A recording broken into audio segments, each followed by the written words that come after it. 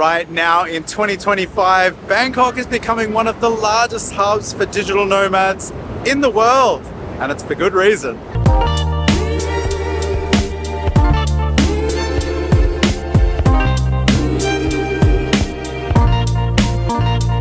Until recently, it was actually quite difficult to get set up here as a digital nomad.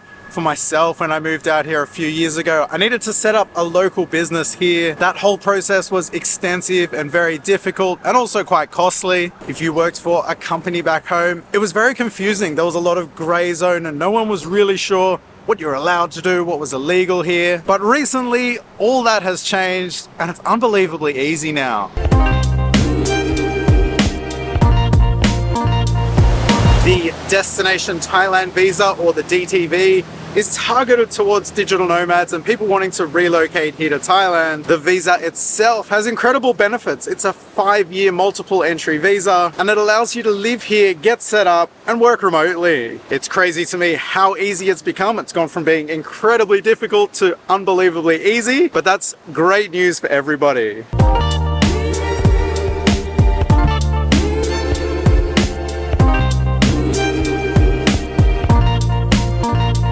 So let's talk about the benefits of living in a place like Bangkok as a digital nomad. First up, this has to be the top of the list, and that is the cost of living here. If you wanted to live here in Bangkok as an example, you can rent a really nice newer condo in the city for as little as $500 per month. $500 per month. Just let that sink in for a minute. Now, where this is great is for people like me that came out here with not a whole lot of money, but with the prospect of being able to set up a business to earn more money further down the line. The really low cost of living allowed me to get set up and be in a position where I wasn't earning that much. And then further down the line, you can upgrade where you're living, you can upgrade your lifestyle, but having that really low cost of living to begin with makes it unbelievably easy to get started. Number 2, Bangkok is a 24/7 city. They say New York is the city that never sleeps. Bangkok is the city that never sleeps. This can definitely benefit you as a digital nomad. There's malls open till midnight. There's cafes and restaurants open 24/7. So if you're working odd hours for here, there's places that you can go to do that work. And there is all sorts of entertainment available to you 24 hours a day. Number 3, and one of my favorites, and that is that Thailand, or Bangkok in particular, is incredibly safe. Petty crime and street crime is basically non-existent here. You can see this if you walk down the street. You'll see people leave their motorcycles with the key in the ignition if they go into a restaurant or go to have lunch somewhere. You can comfortably walk around with valuables. I have my camera today, I've got my laptop in my bag, and you will never feel unsafe here. Even if you're out late at night, the city is still incredibly safe. Number 4 is transport, and it is incredibly easy to get around the city. It's also unbelievably affordable. Living here as a Westerner, pretty much everywhere that you're going to go is on one of the 2 major train lines. There are also buses everywhere. I've never actually taken the bus myself. I use the ferries quite frequently. There's ferries that run through the canals here. There's also ferries that go up and down the Chao Phraya River. On top of all this, if you wanted to get around with a taxi or car or even a limousine service, all these services are incredibly affordable here. And then number 5 is that Bangkok is very digital nomad friendly. There's co-working spaces all throughout the city, and even most condos have a co-working space. My last condo that I lived in had an entire library that you could go to, and off that there's little offices and places that you can sit and do some work. You can even rent out private rooms if you needed to have meetings and things like this. And this is quite a standard for the condos here in Bangkok.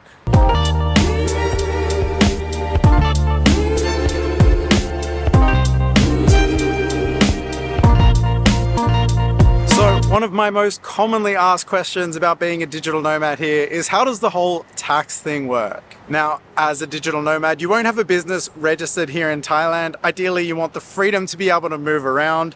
And with this new digital nomad visa, you can work for or own a business abroad. This is where companies like Awesome come in, and they can help you set up a business in a tax haven like Hong Kong as an example.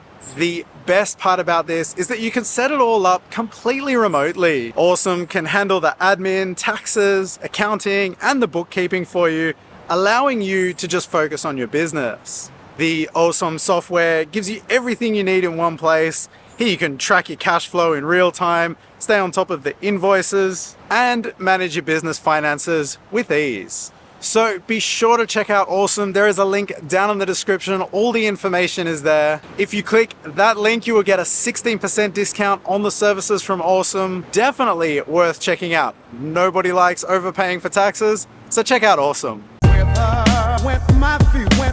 Here it is. What's up, man? How you doing? Good, man. How are you? Good. All right, so I am here with my mate George, who is a digital nomad based here in Bangkok. Tell us, what do you think? What are the benefits to you of being a digital nomad here? So I suppose first thing is like looking at what a digital nomad is. You know, a digital nomad is someone who just lives their normal life, but in a different place. You know, it's not like someone who's just gone on holiday and they're in holiday mode. A digital nomad is just someone who lives a normal life. And so when we look at what your normal life is, or your normal daily routine is, you know, you get up in the morning, you go to a coffee shop or a co-working space, and you sit and you do some work. You have a little bit of lunch, you do a bit more work, and then at the end of the day, maybe you go for a gym session or some dinner or drinks with some friends. The difference is, all of those things are considerably better here in Bangkok. And I get up in the morning, have a little swim in the beautiful infinity pool at the condo. Then I go to a fun, funky little coffee shop in a really fun place. I have beautiful lunch. And then at the end of the day, I go to some great dinner spots, some great drink spots with some friends. So if we look at just what life is, each one of those is considerably better in Bangkok.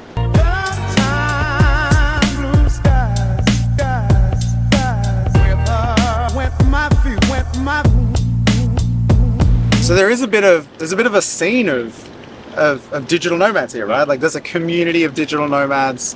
I think it's really easy in Bangkok. There's so many co-working spaces and places for you to go do that. But what are the challenges? What's difficult for you that you've found here? So, you know, one of them is, you know, interesting enough, like you said, there is a big scene of digital nomads. You know, there's tons of people that come here, but finding like those authentic personal connections that will last a long time. You know, Bangkok does seem to have a relatively high turnover of people. Oh, absolutely. You know, people come here for a month, 2 months, and then they're gone, and you meet someone cool and then they're gone. And you know, I've been here for 2 years now, and so I meet really fun people and we chill for a bit and then they're gone. So those sort of connections that you have that last the years can be a little bit harder to find. And another one is, you know, finding just those good people that you really want to spend time with, again, can be hard. You know, when you come from someone like, let's say, the UK to Bangkok, your sample size of people to choose to spend time with is smaller because there's less cultural overlap. There's less of this sort of language overlap that you have. So I have found I had to be really precise in picking the people that I spend the time with, because it can be very easy to just fall into going to a bar, drinking and making human connections that way.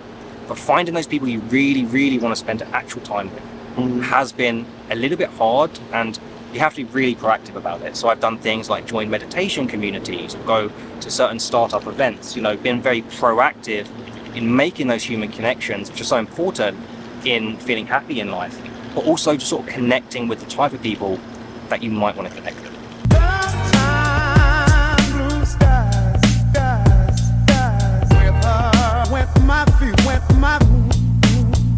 So this here is True Digital Park, and what this is essentially a giant co-working space. There's 2 malls, one here and one here, and they're just full of cafes, co-working spaces, small offices that you can rent out. They've got meeting rooms, media rooms, even a podcast studio in here. Everything is here that you would need as a digital nomad.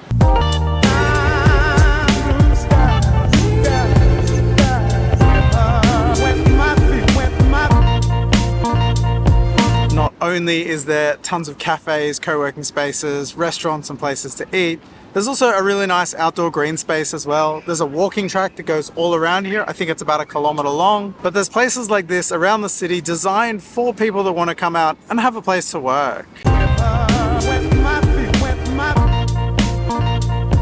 For me, what I think the best part about being a digital nomad here in Bangkok is that you're in Thailand and you have the freedom to be able to travel all around the country. Thailand has so much to offer. There's a lot here in Bangkok. This city is incredible. but there's also beautiful islands and beaches that you can visit. You can head up into the mountains. It's really easy to just shoot out of the city for a weekend away or for a few days away. If you're a digital nomad, you can go and work in a different part of the country too. But having all this right at your doorstep is just too good to pass up. Not only can you travel all around Thailand, you can travel around Asia or basically the whole world. You can fly to anywhere from here. Bangkok is one of the busiest airports in the world, and the options for you to travel, it's so easy. Once you're in Asia, you can take a short flight. Japan is only a couple of hours away. Korea, Vietnam, all these places you're dying to visit are really accessible.